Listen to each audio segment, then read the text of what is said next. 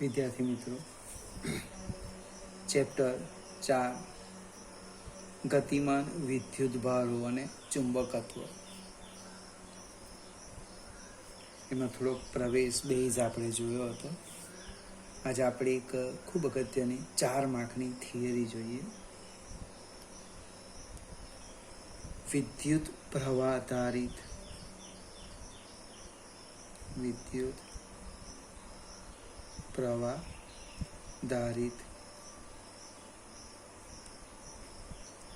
Ring વડે અક્ષ પર ઉદ્ભવતું ચુંબકીય ક્ષેત્ર. 4 માર્ક્સની થિયરી કે ઓબ્જેક્ટિવ પણ ઘણા પૂછાય. નાનો સરખો મુદ્દો 2 માર્ક્સમાં પણ પૂછાય, એક્ઝામ્પલમાં પણ કામ આવે. આપણી પાસે એક રિંગ લઈ લઈએ, વાહક તારની રિંગ છે. એની ત્રિજ્યા આપણે ચોપડી પ્રમાણે કેપિટલ R લઈશું. હવે રિંગની અક્ષ એટલે કઈ અક્ષ? એના કેન્દ્રમાંથી પસાર થતી અને રિંગના સમતલને લંબ આ રીતના થવાની. આપણે ફિગર આમ બતાવવાના છે, આમ.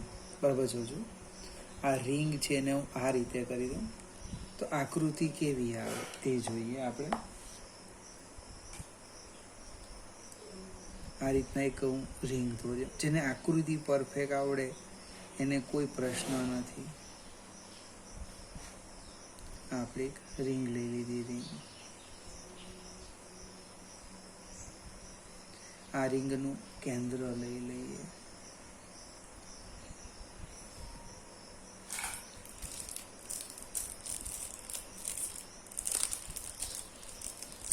હવે એની ત્રિજ્યા આપણને કેપિટલ R આપી છે. આ રિંગની અક્ષ.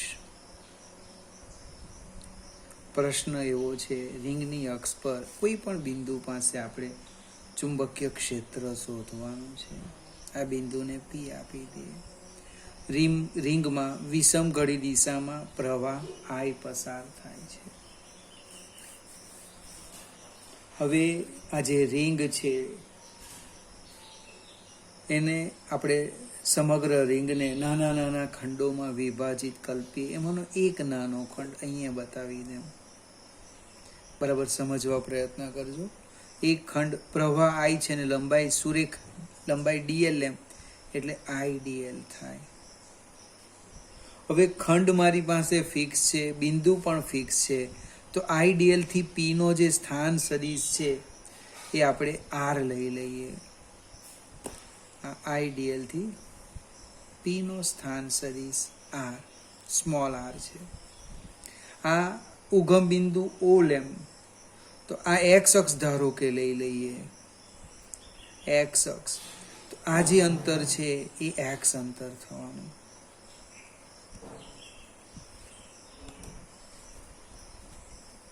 ફરીથી પ્રશ્ન સમજાવું.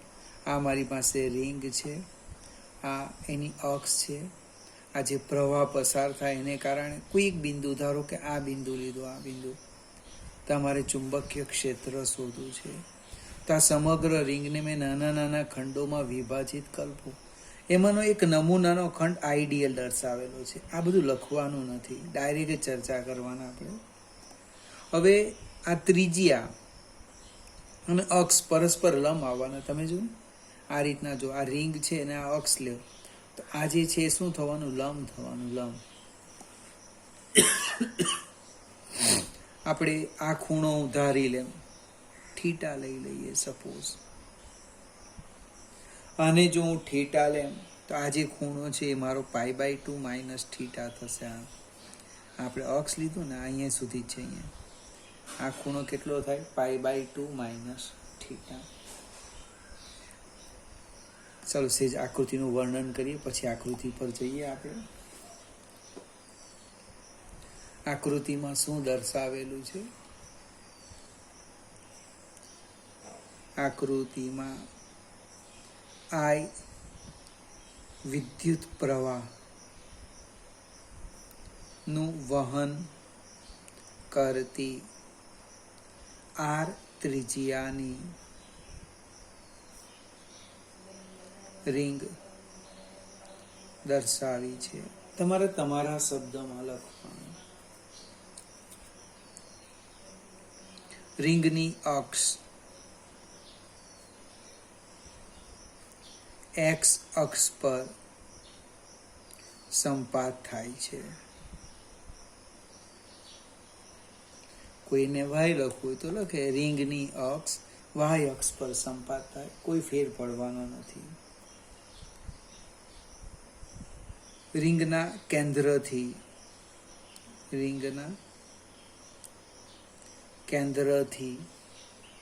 એક્સ અંતરે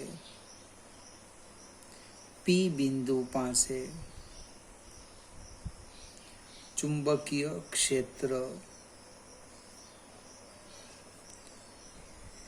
શોધવું છે. પ્રશ્ન લખી દીધો. રિંગના કેન્દ્રથી અહીં એક શબ્દ ઉમેરવાનો. રિંગની અક્ષ પર એક્સ અંતરે પી બિંદુ પાસે ચુંબકીય ક્ષેત્ર શોધવું છે. આઈડીએલ ખંડથી ડાયરેક્ટ લખીએ. હવે આઈડીએલ ખંડથી પી નો સ્થાન સદિશ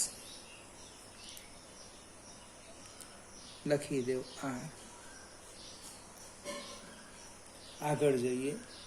બાયો શાવરના નિયમ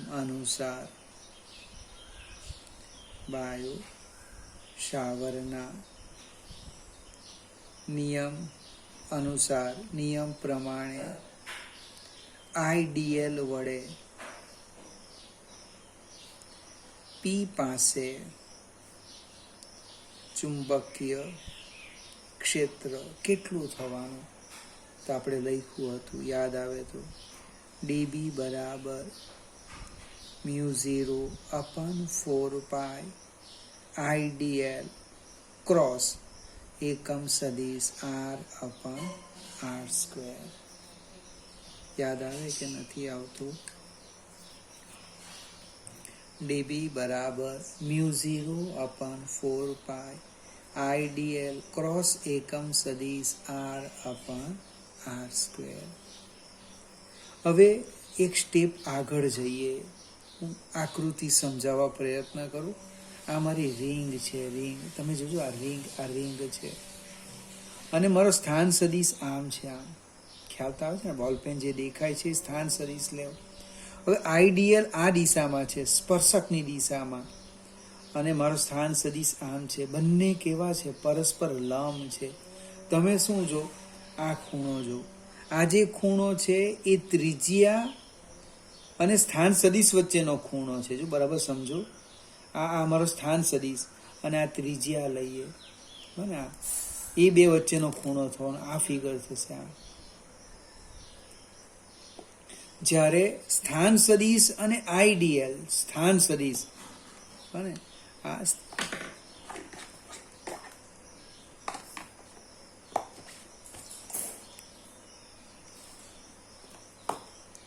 સ્થાન સદિશ અને આઈડીએલ વચ્ચેનો જે ખૂણો છે π/2, આ સ્પર્શકની દિશા, અમારી આંગળીની દિશા એ આઈડીએલ અને તમારો સ્થાન સદિશ આમ છે. જો તમને ખ્યાલ આવે કે આકૃતિ પરથી, એ π/2 થવાના. એટલે હું અહીં આમ લખી શકું છું કે આઈડીએલ લંબ એકમ સદિશ આર અથવા સ્થાન સદિશ આર. તો આનું મૂલ્ય કેટલું થાય? મૂલ્ય એટલે માનાંકમાં સદિશ બી અથવા તીર દૂર કરો, μ0/4π IDL/r². ખ્યાલ આવ્યો કે નહીં આવ્યો? આનું મૂલ્ય ગુણ્યા sin π/2, sin π/2 1 થવાના. આનું મૂલ્ય 1 છે, IDL/r². ડીબીની દિશા, આપણે ડીબીની દિશા લખવાના ને. ડીબીની દિશા સ્થાન સદિશ આર અને આઈડીએલ થી રચાતા સમતલને લંબ. ફરીથી ડીબી ની દિશા એ આઈડીએલ અને આર થી રચાતા સમતલને લંબ. એટલે આઈડીએલ અને આર થી રચાતા સમતલને લંબ. તો હું દિશા બતાવું છું, આ દિશા લઈ લેમ, આમ લંબ દોરી દેમ છું, લંબ આમ. આ કોની દિશા આવી? ડીબી ની દિશા આવી. આ ખૂણો 90 નો છે, આ ખૂણો π/2 માઇનસ થીટાનો છે. આ π/2 માઇનસ થીટા, આ π/2 નો, તો આ ખૂણો કેટલાનો થાય? થીટાનો થાય. પ્રશ્ન પૂછવાનો તમારે, તમને કોણે કીધું? તો આ 3 ખૂણાનો સરવાળો 180 થવો જોઈએ, થઈ જાય છે. π/2 minus theta plus π/2 plus theta. હવે આપણે ડીબીના 2 ઘટક પાડીએ, એક અક્ષને સમાંતર અને બીજો અક્ષને લંબ. જે ઘટક સમજાવું છું તમને, આ રીતના હું પાડું છું, આમ. આ અક્ષને સમાંતર ઘટક આમ, અને આ જે ઘટક છે એ અક્ષને લંબ. હવે આ પાસેની બાજુ એટલે અહીંયા પડે ડીબી કોસ થીટા. આ સામેની બાજુ એટલે ઘટક આવે ડીબી સાઇન થીટા. ખ્યાલ આવશે ને? ડીબી ના 2 ઘટક પાડ્યા, અક્ષને સમાંતર ડીબી કોસ થીટા, અક્ષને લંબ ડીબી સાઇન થીટા. આ લંબ ઘટક છે, લંબ ઘટક. આ અક્ષને સમાંતર ઘટક. ફરીથી એક સ્ટેપ આગળ વધીએ.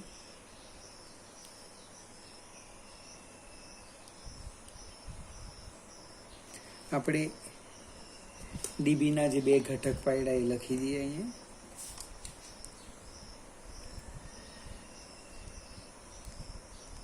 ચુંબકીય ક્ષેત્ર ડીબીના ઘટક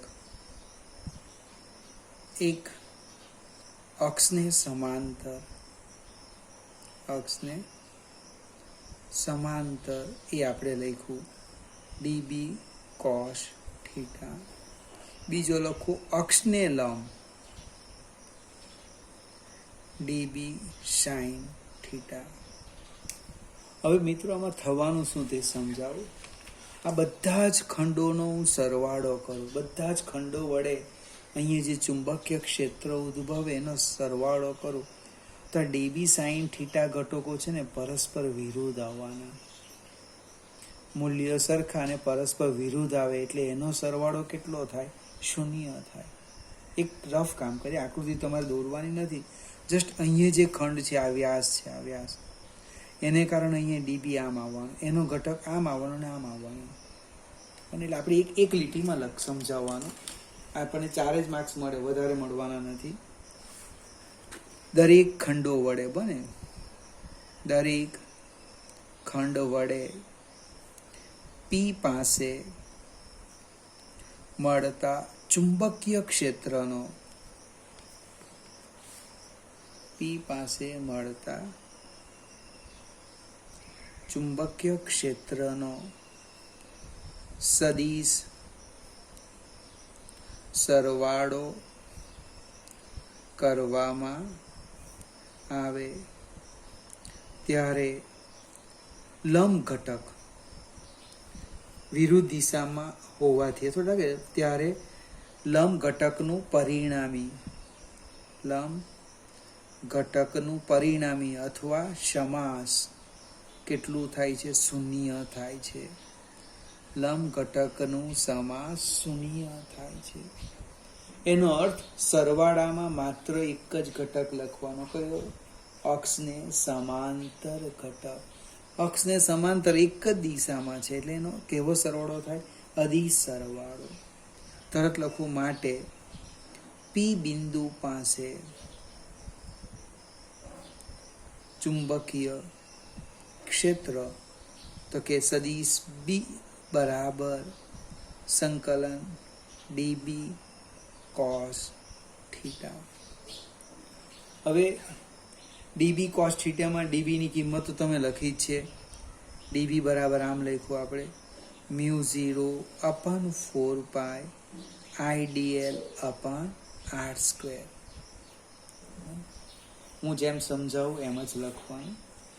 આકૃતિ પરથી તમે કોસ થીટા લખો છો. આ કોસ થીટા આ લંબ છે, પાસેની બાજુ ભાગ્યા કર્ણ, પાસેની બાજુ ભાગ્યા કર્ણ. એટલે આકૃતિ પરથી હું બાજુમાં લખું છું. આકૃતિ પરથી કોસ થીટા પાસેની બાજુ ભાગ્યા કર્ણ. એટલે આ બંને કિંમત આપણે આમાં મૂકી દઈએ. શું થાય જોઈએ? બી બરાબર સંકલન mu 0 upon 4 pi IDL upon R square into capital R by small R.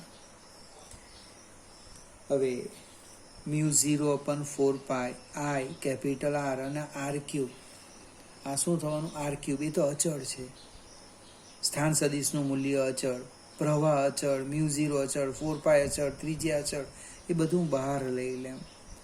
તો mu 0 upon 4 pi R I R upon R cube into સંકલન ડીએલ. સંકલન ડીએલ, ડીએલ એટલે લંબાઈ, રિંગની લંબાઈ એટલે કે પરિધ.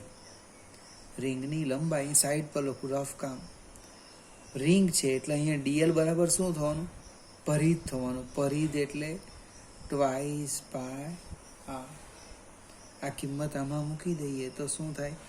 બી બરાબર mu 0 I R upon 4 pi R cube into twice pi R. લગભગ પાય નીકળી જશે, અહીં એક 2 નીકળી જવાના. આર ગુણ્યા આર એટલે આર સ્ક્વેર થાય, એટલે બી આવવાના. Mu 0 I R square divide by twice R cube. વિદ્યાર્થી મિત્રો, આ સ્મોલ આર એ તો સ્થાન સદિશનું મૂલ્ય છે, બને એ આકૃતિ પરથી શોધીએ. આ જે છે સ્મોલ આર, તમારી પાસે કેપિટલ આર છે ને એક્સ છે, આ 90નો ખૂણો છે, એટલે કર્ણ લખો. કર્ણ.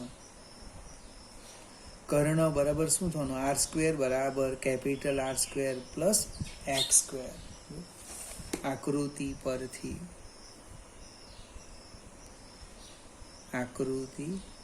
પરથી શું થવાનું? આર સ્ક્વેર બરાબર capital R square plus X square. એટલે કે આર બરાબર આમ લખાય, R square plus X square raise to 1/2. હવે અહીં આર ક્યુબ છે એટલે બંને બાજુ 3 વડે ગુણી દેવાનું. તો શું થાય છે? બી બરાબર આમાં કિંમત મૂકી દેવ.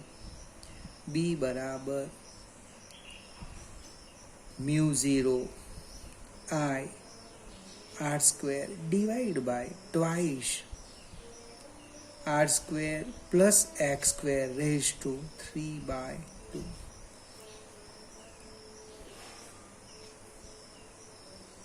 બી બરાબર mu 0 I R square upon twice R square plus X square raise to 3/2. આટલા લખવાના, 4 માર્ક્સ મળે. કંઈ જ છે નથી, એને સમજવું પડે. આકૃતિ પહેલાં સમજો, પછી સ્ટેપ સમજતા જાઓ. આમાં આપણે સેજ આગળ જઈએ. મારો પ્રશ્ન અહીંયા પૂરો થાય છે. નોંધ કરીને લખું. બને નોંધમાં રિંગની અક્ષ પર હું ચુંબકીય ક્ષેત્ર લખું છું. રિંગની અક્ષ પર ચુંબકીય ક્ષેત્ર કેટલું? બી બરાબર mu 0 I R square upon twice R square plus X square raise to 3/2. સૂત્ર આવડવું જ જોઈએ. ક્યારે આવડે? જ્યારે તમે થિયરી સમજો. આપણે એક સ્ટેપ એમાં આગળ જઈએ. રિંગના કેન્દ્ર પર લખ્યું. રિંગના કેન્દ્ર પર. રિંગના કેન્દ્ર પરનો અર્થ સમજાવું. રિંગના કેન્દ્ર પર એટલે x = 0. x = 0 નો અર્થ તમે જો. b = μ0 I r² upon twice અને r² + 0 raised to 3/2. આ 2 ને 2 નીકળી જશે એટલે r³ થવાના. અને r³ થાય એટલે શું લખાય જો અહીંયા. b = μ0 I r² upon twice r³. આધાર, સરખા, ભાગાકાર, ઘાતાંકની બાદબાકી. μ0 I upon twice r. ઓબ્જેક્ટિવમાં સૌથી વધારે ઉપયોગ આનો થાય. b = μ0 I upon twice r. આગળ જઈએ. ફરીથી આપણે એક અક્ષ પર સૂત્ર લખ્યું, એનો ઉપયોગ કરીને કેન્દ્ર પર આવી ગયા. હવે ધારો કે રિંગ n આટાની બનેલી છે. બીજો મુદ્દો લઈએ. આ રિંગની અક્ષ પર લખ્યું. રિંગમાં કેટલા આંટા છે? રિંગમાં કેપિટલ N આંટા છે. તો આપણે શું કરવાના? જ્યાં I લખ્યું છે ને I, તેની જગ્યાએ NI લખી દઉં. I ની જગ્યાએ NI એટલે સૂત્ર આવી ગયું. b = μ0 NI r² upon twice r² plus x² raised to 3/2. અને કેન્દ્ર પર, કેન્દ્ર શબ્દ બોલે એટલે તરત જ x = 0 મૂકી દેવાનું. એટલે b આમ થવાનું. μ0 NI upon twice r. ફરીથી એકને એક વાત સમજાવું. આ બધા જ ઓબ્જેક્ટિવ છે. બીજો એક પ્રશ્ન પૂછવામાં આવે, x > r. અક્ષ પર જે અંતર છે એ ત્રિજ્યાની સરખામણીમાં ખૂબ મોટું છે. તો આ જે મારો છેદ છે, છેદ એ x² ની સરખામણીમાં હું r² ને અવગણી શકું. અંશની નથી વાત કરતો, છેદમાં વાત કરું. એટલે એને 0 લેમ. 0 લેમ એટલે આ 2 ને 2 કેન્સલ થઈ જાય. તો શું આવવાનું છે? b = μ0 I r² upon twice x³. આની જરૂરિયાત આપણને 5મા ચેપ્ટરમાં પડશે, હમણાં નહીં પડે. આ બધા સૂત્ર લખ્યા કેવી રીતના? તેનું એક જ સૂત્ર છે. μ0 I r² upon twice r² plus x² raised to 3/2. યાદ શું રાખવાના? કેન્દ્ર બોલે તો x = 0. n આટા બોલે તો I ની જગ્યા શું લખવાનું? NI. ફરીથી મિત્રો, આ એક થિયરી લાસ્ટ ટાઈમ પૂછાઈ નથી, એટલે ઘણી બધી સંભાવના 4 માર્ક્સની અંદર આ ચેપ્ટરમાંથી આ પ્રશ્નો પૂછી શકાય. અને ન પૂછે તો ઓબ્જેક્ટિવ માટે આ બધું જ જરૂરી છે. આશા રાખું કે આ થિયરી આજે કમ્પ્લીટ તૈયાર કરી દેશું.